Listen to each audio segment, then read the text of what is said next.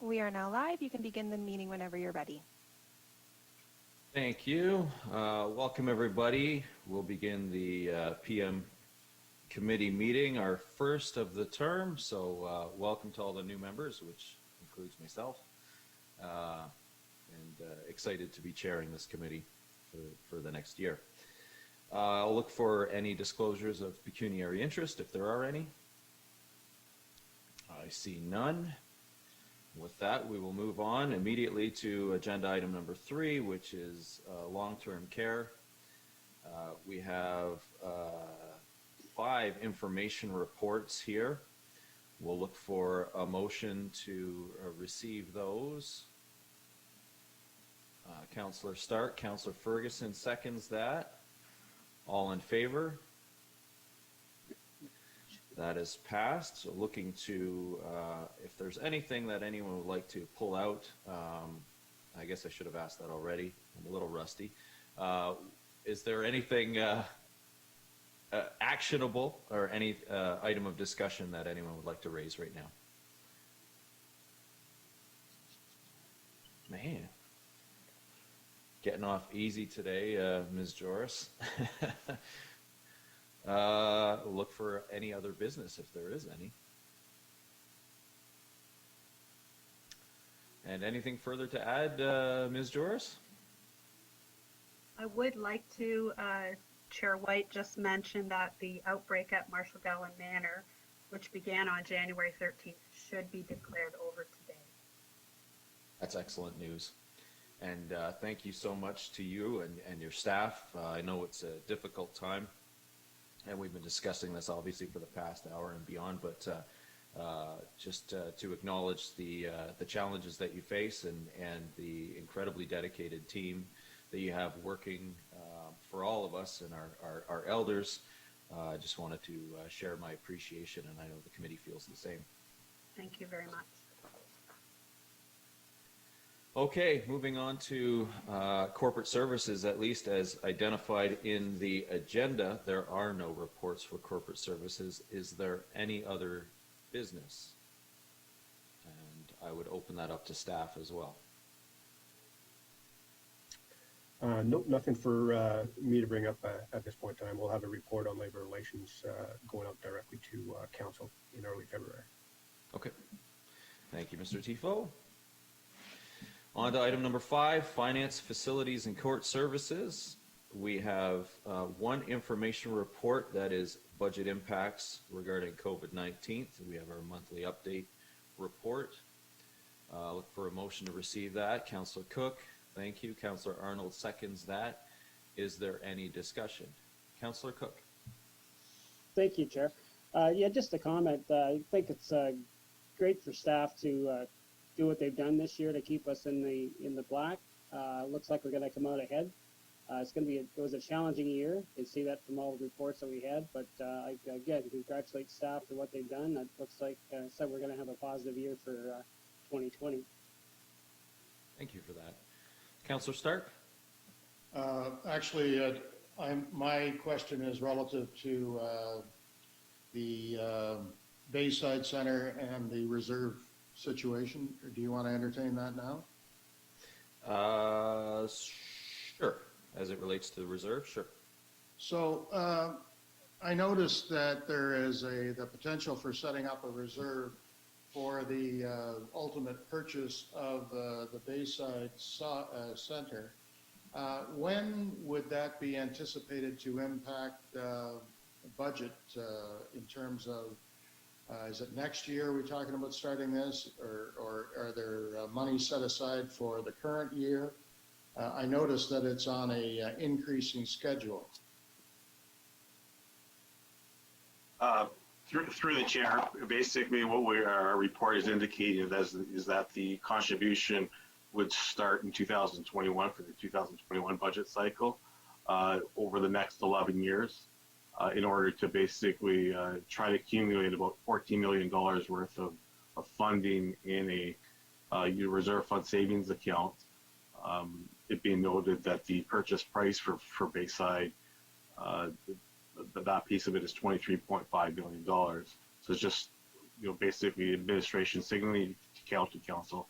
We want to be financially prudent in the planning of this. We wanted to give you an option for the reserve. Follow up, Councillor Stark? Yes, Mr. Pelarcheco, I can't emphasize enough how important this reserve is and the establishment of it, given the fact that, and I've said this many times, that the only way that the deal makes sense is to exercise that option. So I will wholeheartedly endorse that move and would hope that that particular reserve is contemplated positively by comparison to other major requests that will be coming. This is something that we know that is going to be necessary, and we need to try and satisfy all of those needs. So I will be supporting any direction towards that kind of a reserve. Thank you. Okay, just for posterity's sake, I'm going to move the motion that we do still have on the floor to receive that item A.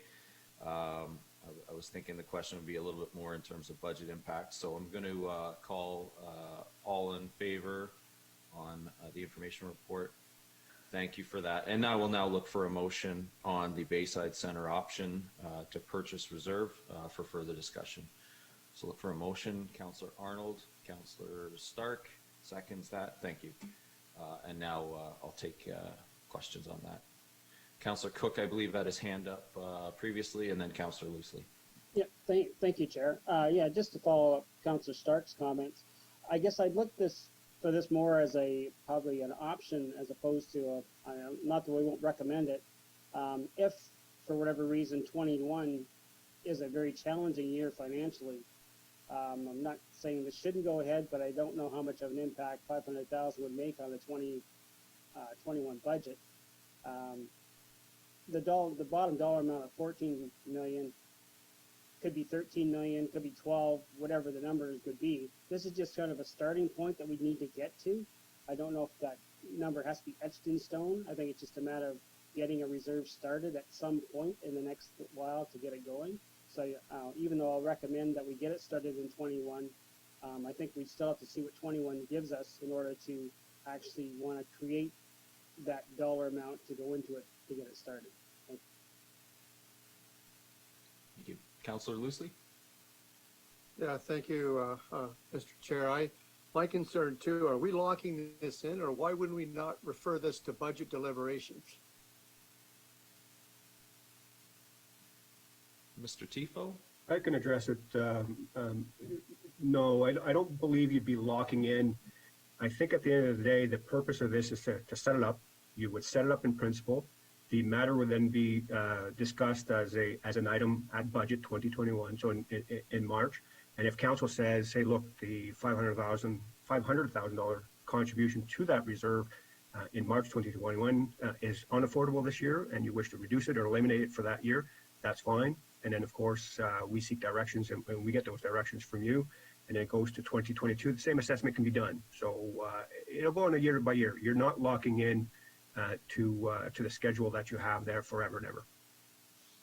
Follow up, Councillor Loosely? Yeah, no, that's good. I'm okay with that. Thank you, Mr. Chair. Okay. Any other discussion? Any further questions? Okay, I'll call the question. All in favor?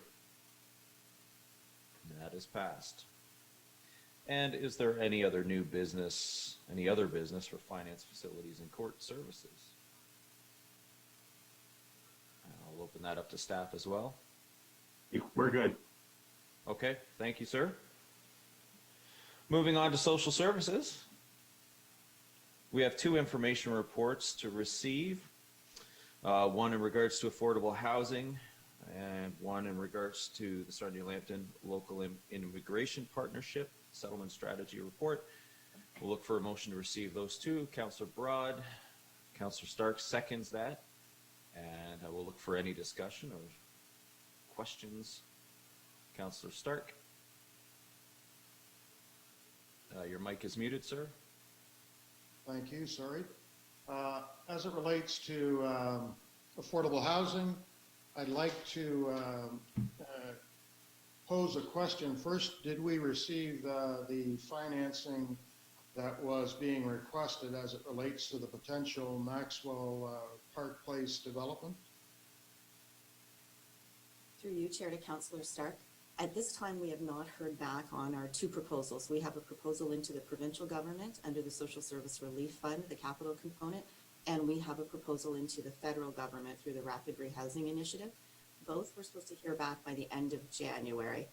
So at this time, we have no further information. Follow up, Councillor Stark.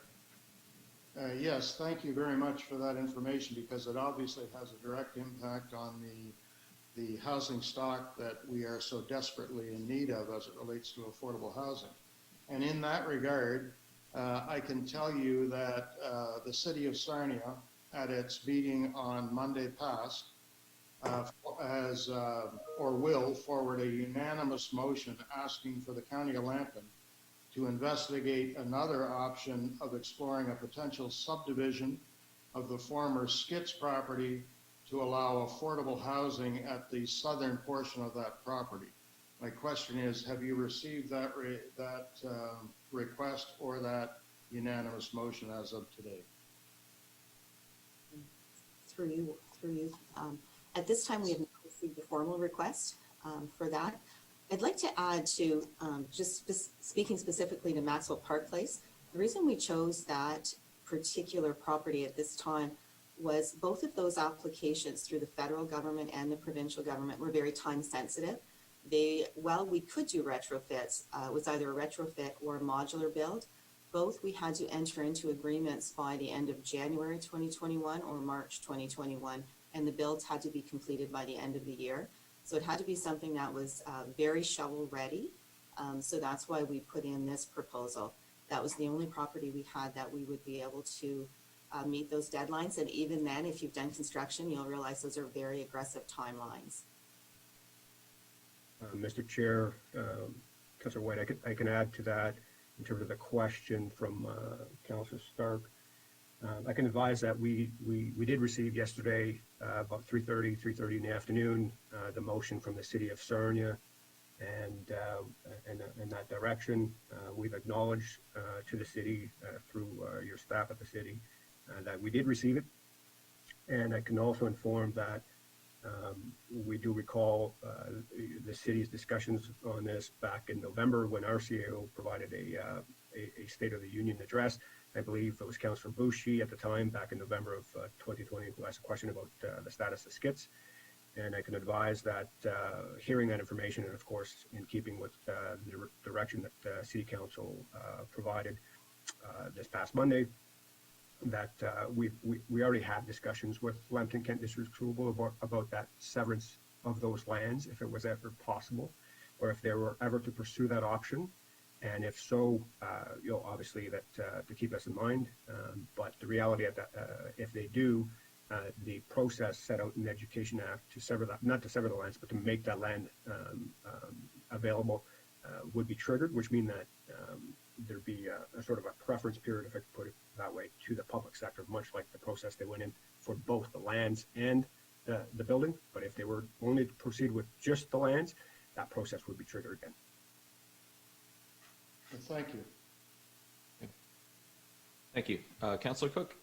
Thank you, Chair. Through you to Valerie.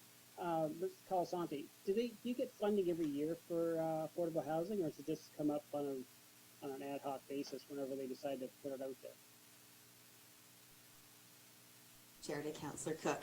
We do receive funding each year. We receive different types of funding. Some of it is used for capital repairs, some of it's used for repairs for our nonprofits, some of it's used for Lambton Renovates. So we get an envelope and it changes each year. And then we bring a report to council on what our recommendations are. Sometimes we can use some for affordable housing, and certainly we have it in the past. It really depends on which programs are available each year, and they're very, they change year to year. Thank you. Follow up, Councillor Cook? So yeah, so that means the funding that you do get has to go for those specific initiatives. They can't be directed into I guess what our pet project would be for the year then, I guess. Again, through you to Councillor Cook, it really depends. Each funding envelope comes with very specific rules and guidelines. Sometimes we are able to put dollars aside for a new build, which again, we've done in the past. The two programs that we've applied for this year are unique and different, and I think have come up because of COVID. And that's why they have such tight timelines. So they're a little bit different than our annual funding. And we will be bringing a report to committee, I believe, in the next month, outlining what our proposal will be for funding expenditures in 2021. Thank you. Thank you. Councillor Boucher? You're on mute, sir. Councillor Boucher, you're on mute. Okay, am I okay now? Yes. I've been following that Skits property quite a bit because of the neighbors who have already expressed interest in it. So I won't mention any names. My question is, this matter going on for a while, would you consider, when you get all the information, forming a committee outside the city and the county, and whoever wants to join, you could form that committee with the people who are interested next door and others, rather than just the city and the county. Would you consider forming a committee? Through to Councillor Bushy, I think that we would be open to exploring a committee if that is the wish of council. I'm not sure how to create a legal council. I'm going to look to our legal area for that. Is it fine? Because I recall, I might add, I recall people who are interested in that property before. They seem to completely disappeared. I don't know where they are now and regarding this property. And I think they were involved in the county and the city. So that's correct. So there's a bit of history to we'll call it the property. That history, at least for us, started in about September of 2019, where we were going to have a discussion with let's call it a third party for potential redevelopment of that site. We had those discussions, and those discussions, of course, were also tied into the negotiations that we were having at Bayside Center for the commercial space there. Once it was realized that Bayside Center would go ahead in terms of our negotiations, the need for commercial space and potential redevelopment for the skit site, of course, went away, and the discussions with the third party also kind of dried up for the reasons that we provided to you, council, back in January. We had a report of January 15th, 2020. And after that report of last year, a year ago, we stepped away from the skits property, focused on the Bayside redevelopment. But moving forward, in response to Councillor Stark's comment earlier, if there's ever an opportunity for the lands only on that site, then we'll definitely seek further instructions from County Council, and we'll likely get into that game. Thank you. Thank you. Ms. Colasanti, I have a question in regards to the modular home development. Would you be able to just describe what that would look like? What do the modular homes actually look like at this point? I know there's nothing finalized, but in your mind's eye, what does that development look like? Certainly, I can try. There are many, many different varieties of modular homes. To be honest, I had no idea until we started to look. So we do have an RFP out. It closes later this month, actually next week. So we're hoping there will be some drawings that go with the RFP so we can see them. But they're quite lovely. They really blend in, but truly they look like any other apartment building. They can make the facade very different. They can have elevators or not. Very similar to any other builds. It's amazing what they are doing. Probably the closest one we've seen, and I can try and find the newspaper article and share it with council, is in Windsor. St. Clair College just built new residence with modular build, and it's quite lovely. Great, that's exciting. Thank you. I'll look for any further discussion or questions in regards to these two information reports. Seeing none, I'll call the question. All in favor? That has passed. We have one report requiring motion. That's in regards to electronic document management. I will look for a recommendation, a motion on that. Councillor Ferguson, Councillor Cook seconds that. Any discussion? Okay, we'll call the question. All in favor? That's passed. Is there any other business in regards to social services? And I will look to staff as well. Nothing to add at this time. Thank you so much for your time, and again, appreciate the reports. And we'll move on. From the CAO's office, we have a letter from Warden Marriott. Look for a motion to receive and file this in regards to SWIFT. Councillor Broad, Councillor Arnold seconds that. All in favor? And that has passed. I apologize. Was there any discussion on that? I assumed. I made an assumption. You know what happens. Warden Marriott? Yes. I was just wondering though, Chair, as you mentioned receive and file, I think it's to pass a motion to allow the letter to go. Oh, my mistake. My mistake. I will. The recommendation to support it. Thank you so much, Councillor Cook. Councillor Bushi seconds that. So if we can strike that initial one off the record, please. And all in favor? And that is passed. Okay. Thank you, Warden. Appreciate that. We have no in-camera reports. And with that, we will look to adjourn. So thank you to all who attended. Councillor Ferguson moves that. Councillor Loosely seconds. All in favor? That is passed. We'll see you all at County Council. Take care, everybody.